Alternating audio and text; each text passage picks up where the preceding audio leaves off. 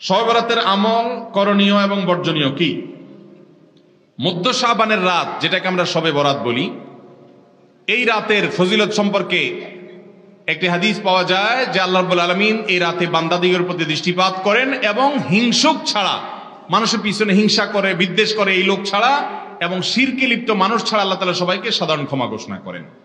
তো এই জন্য এই ক্ষমা পাওয়ার জন্য আমরা চেষ্টা করতে পারি এবং হিংসা এবং শির থেকে মুক্ত করবো, এটাই হলো আমল।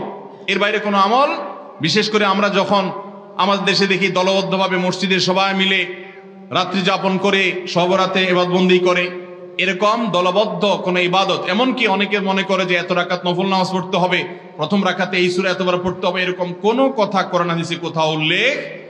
আপনি অন্য 10টা রাতে ইবাদতবন্দির মতো এই রাতেও চাইলে নফল নামাজ পড়তে পারেন। আবার আইয়ামে বীজের রোজা, চন্দ্র মাসের 13, 14, 15 রোজা রাখছেন, সেই হিসাবে রোজা রাখতে পারেন। শাবান মাসে রোজা রাখেন, সেই হিসাবে রোজা রাখতে পারেন।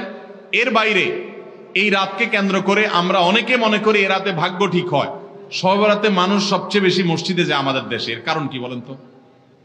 অন্য কোন রাতে মানুষ এত মসজিদে যায়? আজীবন জীবনে নামাজ এক ওয়াক্তও পড়ে না ওই লোকও শবে বরাতে মসজিদে যায়। কারণটা কি? কারণ সে মনে করে যে এই রাতে আল্লাহ ভাগ্য নির্ধারণ করে, অতএব এই এক রাতে ইবাদত বন্দি করে আল্লাহর সাথে বাইল দিয়ে যদি সারা বছরের ভাগ্যটা ভালো করে ফেলা যায়, মন্দ কি?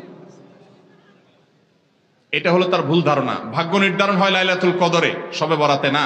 সূরা দুখানের 3 এবং 4 নম্বর আয়াত দেখেন, আল্লাহ বলেছেন যে রাতে কোরআন নাজিল হয়েছে, একই রাতে আল্লাহ তাআলা গুরুত্বপূর্ণ বিষয়গুলো ধার্য করেন। কোরআন নাজিল হয়েছে কোন রাতে?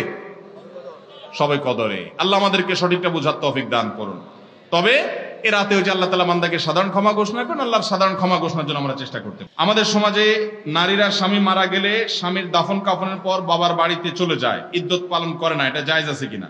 নিশ্চয়ই সব নারীরা করে না। যারা করেন, ইদ্যত পালন যদি না করেন তারা গুনাহগার হবেন। ইদ্যত কি? ইদ্যত হলো কোন নারীর যদি স্বামী মারা যায়, স্বামী মারা যাওয়ার পর তিনি 4 মাস 10 দিন শোক পালন করবেন। শোক পালনের অংশ হিসাবে তিনি স্বামীর বাড়িতে বা স্বামী মারা যাওয়ার সময় যে বাড়িতে ছিলেন সে বাড়িতে, অথবা তার যদি ওই বাড়িতে থাকার পরিবেশ না থাকে, নিরাপত্তা না থাকে, তাহলে যেখানে সেফ হবে, সেটা বাপের বাড়ি হোক, যে কোনো এক জায়গায় থাকবেন স্বামীর বাড়িতে যেখানে তার তিনি অবস্থান করেন। যদি সেখানে থাকা একান্ত না যায়, তাহলে যেখানে থাকা যায়, বাবার বাড়িতে হলে বাবার বাড়ি, সেখানে গিয়ে 4 মাস 10 দিন নিজেকে সেখানে আবদ্ধ রাখবেন। আবদ্ধ রাখার মানে এই না যে ঘর থেকে বেরোতে পারবে না।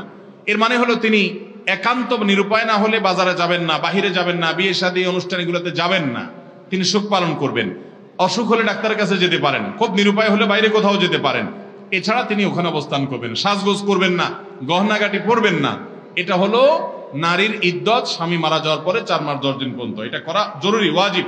এবং তিনি কোনো বিয়ে শাদীতে কারোর সাথে আবদ্ধ হবেন না, এই সময়টা অপেক্ষা করবেন। এটা হলো শোক পালন, এটা ওয়াজিব। না করলে তিনি গুনাহগার হবেন।